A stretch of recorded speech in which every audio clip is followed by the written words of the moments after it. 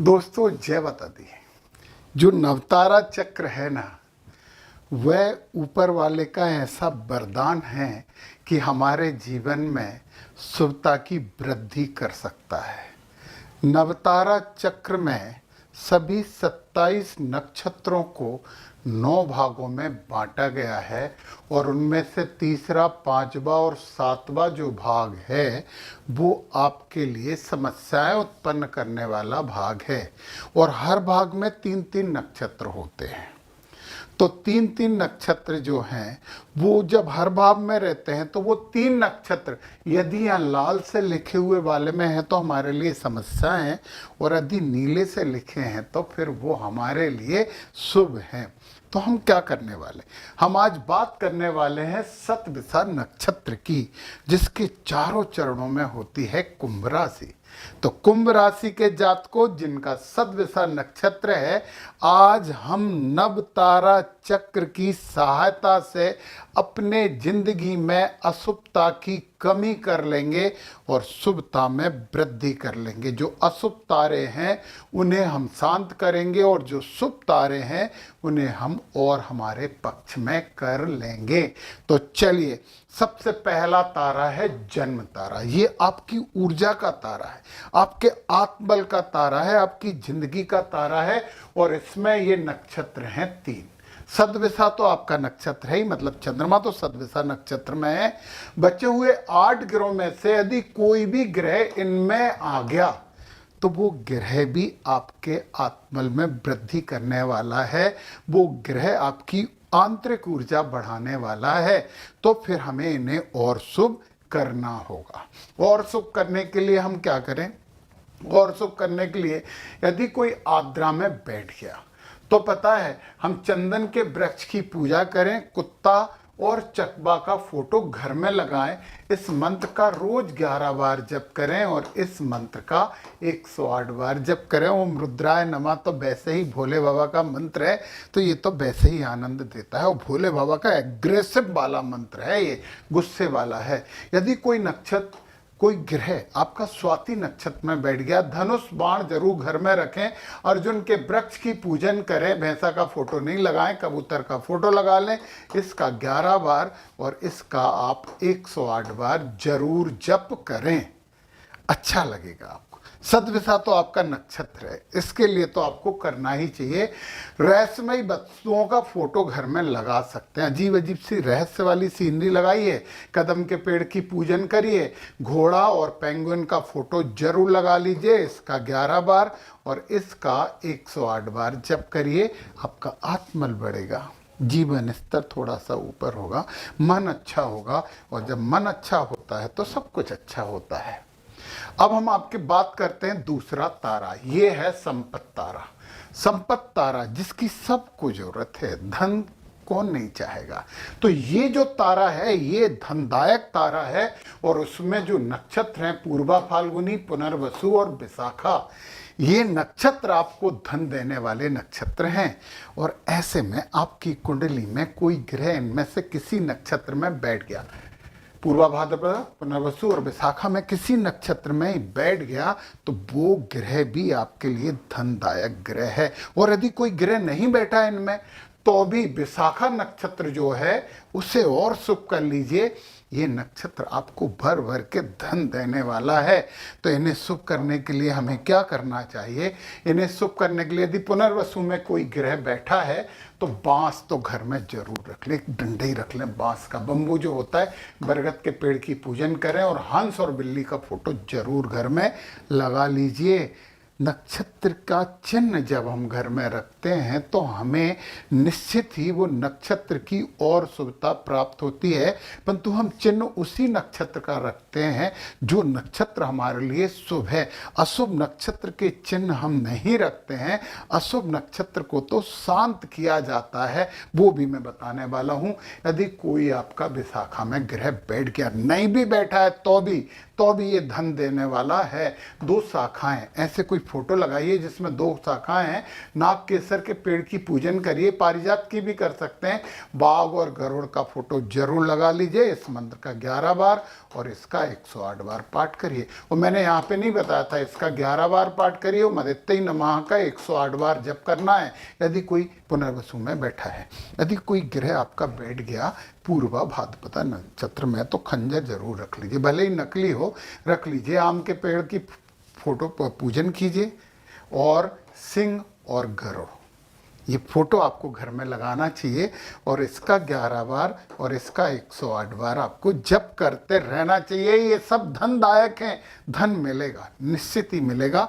तो करिए ये कोशिश। अब हम तीसरे नक्षत्र की बात करते हैं। तीसरा तारा ये है विपत तारा। आपकी जिंदगी में जितने भी कष्ट, विघ्न और बाधा हैं, ये विपत तारा देते हैं। और ये है उत्तरा भाद्रपद, पुष्य और अनुराधा, ये है आपकी समस्या। तो इन तीनों को तो हमें शांत करना ही होगा। और इन्हें शांत करने के लिए क्या करें? पुष्य में यदि कोई ग्रह बैठ गया तो इसकी शांति जरूरी है। ओम बृहस्पति नमः का 108 बार रोज आप जप करिए और इसके 5000 जप दे दीजिए पंडित जी को और 500 से हवन करवा लीजिए। ये तो जप होंगे और ये हवन होगा। यदि आप कर सकते हो तो बहुत उत्तम है। जिस दिन ये नक्षत्र, चंद्रमा जिस दिन इस नक्षत्र में होगा यानी पुष्य में, उसी दिन ये होना चाहिए। तो यदि कोई ग्रह अनुराधा में बैठ गया, वो मित्राय नमः का तो जप आपको करना ही है खुद को, और इसके 5000 जप और 500 से हवन करवा लीजिए। शांत हो जाएगा, बुरा नहीं करेगा। अच्छा नहीं करेगा ये तो ठीक है, परंतु बुरा नहीं करेगा तो फिर हमारा टेंशन तो खत्म हो जाएगा ना। फिर यदि कोई ग्रह आपका बैठ गया उत्तरा भाद्रपदा में, वो महिर्बुधन्याय नमः का जप करिए, 108 बार आप रोज जप करिए और इससे तो 5000 जप और 500 से हवन करवा लीजिए। ये शांत हो जाएंगे और जब ये शांत हो जाएंगे तो ये जो 3 चीजें हैं, कष्ट, विघ्न और बाधा, ये आपके जीवन में न्यूनतम हो जाएंगी और आप अपना काम अच्छे से कर पाएंगे। अब अगला जो तारा है वो क्षैम तारा। It is called healing star. ये हील करता, शांति देता, सुख देता, मानसिक शांति देता।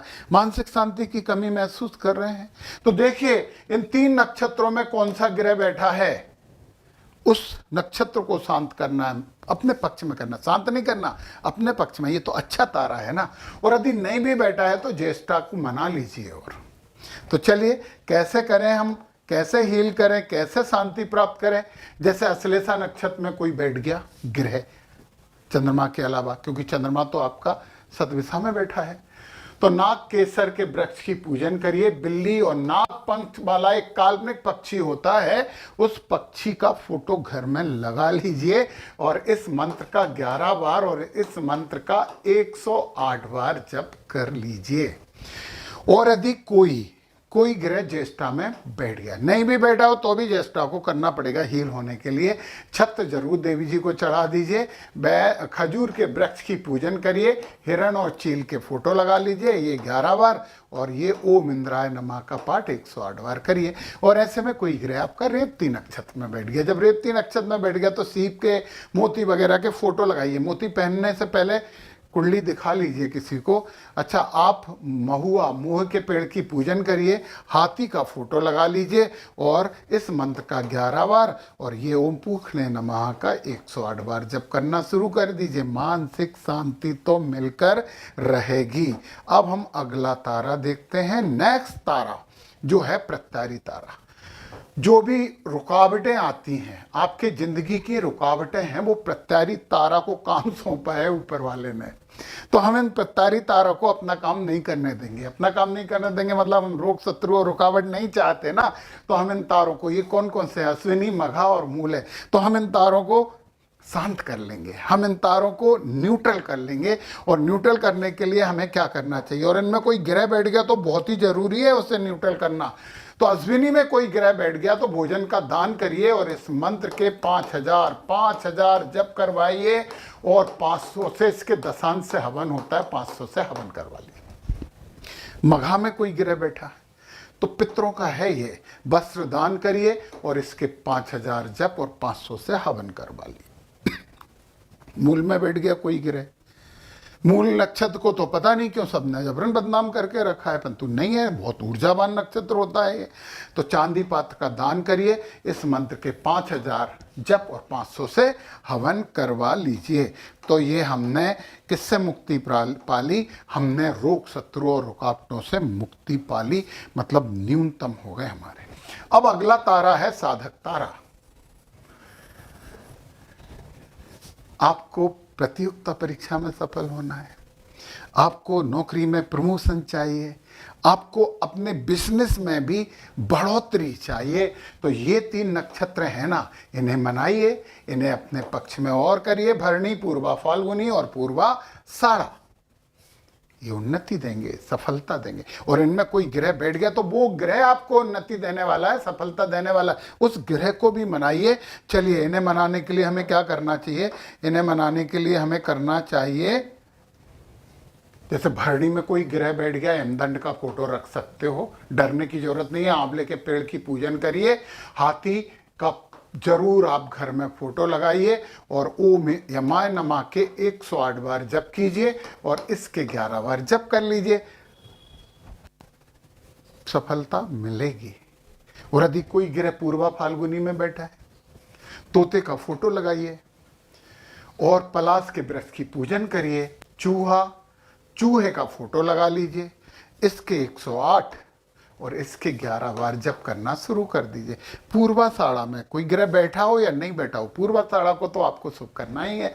बदक का फोटो लगा लिए, जल पक्षी बदक होती, जल देवी ओम आपा स्वराय नमः का 108 बार जप करने लगो। और पता है, आप अपने घर में पूजन में कलश रखोगे ना तो बड़ी शुभता आपको प्राप्त होगी। तो शुभ शुभ और शुभ होगा। और पता है, आपको वैद की जगह अशोक के वृक्ष की पूजन करिए आप। और पता है, बानर मतलब हनुमान जी का फोटो घर में लगा लीजिए, बड़ा अच्छा होगा, सफलता मिलेगी। अब जो बात करने वाले हैं वो सबसे खतरनाक तारा है, वो है बद तारा।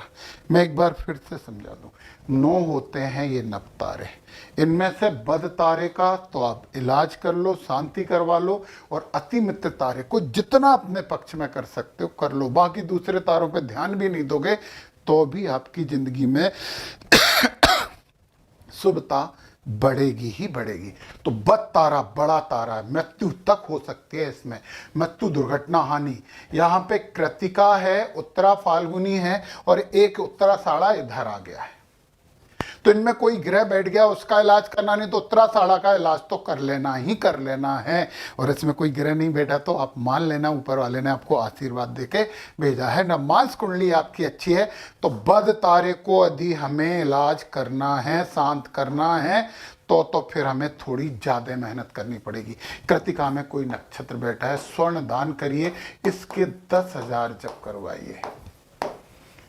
देखो खतरनाक है, और 1000 से हवन करवा लीजिए। तो खतरे से बचने के लिए हमें ये करना चाहिए। और यदि इसकी दशा चल रही, जो ग्रह इसमें बैठा है उसकी दशा चल रही है, तो 10,000 जप से काम नहीं चलेगा, 17,000 जप करने पड़ेंगे और 1700 से हवन करना होगा और ये जप होंगे। समझिए, ये बात बहुत महत्वपूर्ण है। और कोई ग्रह यदि उत्तरा फाल्गुनी में बैठ गया, वो आपके लिए सबसे बड़ी समस्या है। वो कुंडली के किसी भी अच्छे घर में बैठा हो तो वो तो वहाँ से भी समस्या ही समस्याएं देने वाला है। ओम अर्मणे नमः का इसका तो आपको जप करना है 108 बार रोज, और इसके आप 10,000 जप करवा लीजिए, 1,000 से हवन करवा लीजिए। यदि दशा चल रही है तो 17,000 जप लगेंगे।